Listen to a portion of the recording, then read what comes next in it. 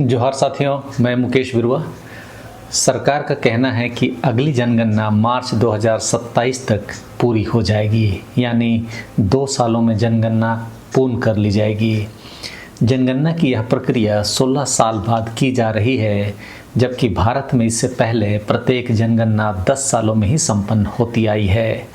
1931 के बाद इस बार भी जातिगत जनगणना पुनः की जानी है। हालांकि 2011 में जातिगत सर्वे किया गया था, लेकिन यूपीए से एनडीए की सरकार के बदलने के कारण आंकड़ा सार्वजनिक नहीं किया गया।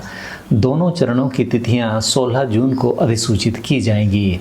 द हिंदू में विजेता सिंह ने रिपोर्ट प्रस्तुत की, जिसमें कहा गया कि केंद्रीय गृह मंत्रालय ने 4 जून 2025 को घोषणा की कि भारत में 16 साल के अभूतपूर्व अंतराल के बाद होने वाली जनगणना 1 मार्च 2027 तक पूर्ण कर ली जाएगी। यह देश की पहली डिजिटल जनगणना होगी, यानी टैब या मोबाइल ऐप के जरिए गणना की जाएगी। 2021 में होने वाली जनगणना को पहले कोविड-19 के कारण टाला गया और उसके बाद जातिगत जनगणना के सवाल से भागने के लिए। लेकिन विपक्ष के लगातार दबाव और देश की जनता की आवाज़ के सामने भारत सरकार जातिगत जनगणना के साथ आगे बढ़ने का निर्णय लेती है। जिस हालात में जातिगत जनगणना और जनगणना का निर्णय हुआ, उसमें विपक्ष का दबाव ही मूल कारण मालूम पड़ता है। साथ ही विदेश नीति, पाकिस्तान के साथ छद्म युद्ध और भी कई सारे मोर्चों पर केंद्र सरकार की विफलता ने जनता और विपक्ष की आवाज़ सुनने के लिए बाध्य किया। जनगणना 28 फरवरी 2027 तक 2 चरणों में की जाएगी और डेटा की संदर्भ तिथि 1 मार्च 2027 को सुबह 12 बजे होगी। हालांकि सरकार ने अभी तक इस प्रक्रिया के शुरू होने की तारीख अधिसूचित नहीं की है। जनगणना कराने के केंद्र के इरादे की अधिसूचना और 2 चरणों की तारीखें जनगणना अधिनियम 1948 की धारा 3 के प्रावधान के अनुसार 16 जून को आधिकारिक राजपत्र में प्रकाशित की जाएगी। संवैधानिक आदेश के अनुसार 2026 के बाद पहली जनगणना को लोकसभा निर्वाचन क्षेत्रों के पुनर्निर्धारण के आधार के रूप में इस्तेमाल किया जा सकेगा, यानी परिसीमन के लिए भी यही जनगणना के आंकड़े इस्तेमाल किए जाएंगे। अगला आम चुनाव 2029 को होना है। 30 अप्रैल को केंद्रीय मंत्रिमंडल ने अगली जनगणना प्रक्रिया के हिस्सा के रूप में जाति जनगणना को शामिल करने का निर्णय लिया था। जनगणना 2 चरणों में संपन्न होगा। केंद्र शासित प्रदेश लद्दाख और केंद्र शासित प्रदेश जम्मू और कश्मीर तथा हिमाचल प्रदेश और उत्तराखंड जैसे राज्यों के बर्फीले क्षेत्रों के लिए जनसंख्या गणना की संदर्भ तिथि 1 अक्टूबर 2026 को प्रातः 12 बजे होगी। भारत की जनगणना अधिनियम 1948 और जनगणना नियम 1990 के प्रावधानों के तहत की जाती है।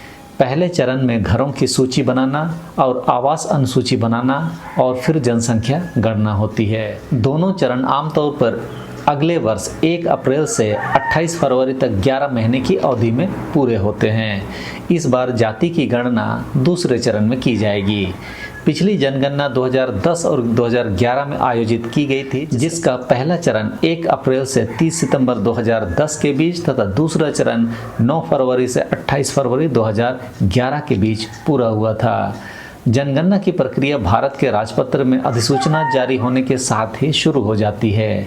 दूसरा और अंतिम चरण 27 फरवरी से शुरू होगा और उसी साल 1 मार्च को समाप्त होगा। 2021 की जनगणना के लिए अंतिम रूप दिए गए 24 लाख गणना ब्लॉकों का उपयोग 2027 की जनगणना के लिए किए जाने की संभावना है।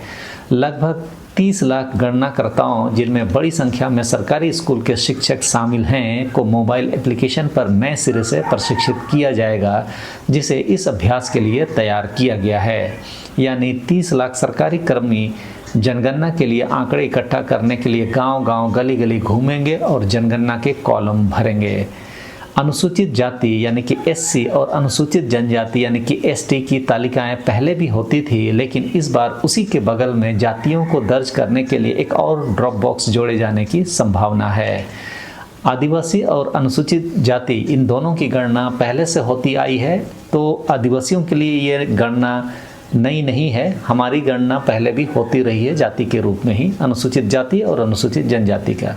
अनुसूचित जाति और अनुसूचित जनजाति ही अब तक गिने जाने वाली एकमात्र 2 श्रेणियां रही है। इस बार एक और श्रेणी आएगी जो ड्रॉप बॉक्स में, ऐसी बताई जा रही है जानकारी।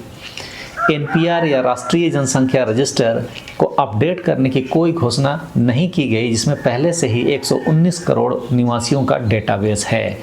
जनसंख्या रजिस्टर को 2021 की नियोजित जनगणना के पहले चरण के दौरान अपडेट किया जाना था।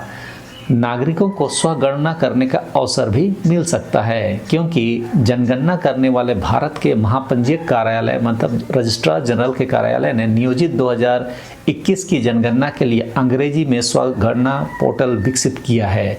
हालांकि यह विकल्प केवल उन परिवारों के लिए उपलब्ध होगा जिन्होंने एनपीआर को ऑनलाइन अपडेट किया है। नागरिकता नियम 2003 के अनुसार एनपीआर भारतीय नागरिकों के राष्ट्रीय रजिस्टर यानी कि एनआरआईसी और एनआरसी के संकलन की दिशा में पहला कदम है।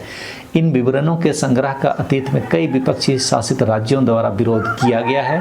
साथ ही विभिन्न सामाजिक संगठनों ने भी इसका विरोध किया है। इस जनगणना का असर लोकसभा और राज्य विधानसभा सीटों के अगले परिसीमन और संसद और विधानसभाओं में महिलाओं के लिए प्रस्तावित 33% आरक्षण पर भी पड़ेगा। परिसीमन आयोग का गठन करना होगा, लेकिन केवल जनसंख्या गणना के आधार पर परिसीमन करने के खिलाफ कई दक्षिणी राज्यों द्वारा व्यक्त किए गए विरोध को देखते हुए गहन विचार विमर्श की आवश्यकता होगी।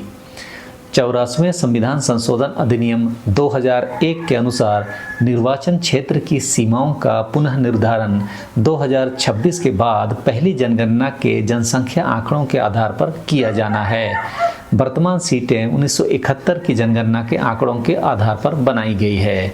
महिला आरक्षण कानून के अनुसार लोकसभा और राज्य विधानसभाओं में महिलाओं के लिए 1/3 सीटों का आरक्षण अधिनियम लागू होने के बाद दर्ज की गई पहली जनगणना के प्रासंगिक आंकड़ों के आधार पर परिसीमन की प्रक्रिया शुरू होने के बाद लागू होगा। मतलब महिलाओं का आरक्षण, परिसीमन आदि इसी जनगणना पर आधारित होगा। यदि यह जनगणना नहीं हो पाती है तो महिलाओं का आरक्षण भी एक जुमला साबित होगा। तो इस समय के लिए इतना ही। जैसे ही आगे जानकारी मिलेगी हम आगे भी अवगत कराएंगे और सरना कोड के लिए आवश्यक अपडेट जरूर देंगे। अभी तो प्रश्नावली भी स्पष्ट नहीं है, लेकिन 2021 की प्रश्नावली को ही यदि लिया जाए तब तो सरना कोड मिलने से रहा।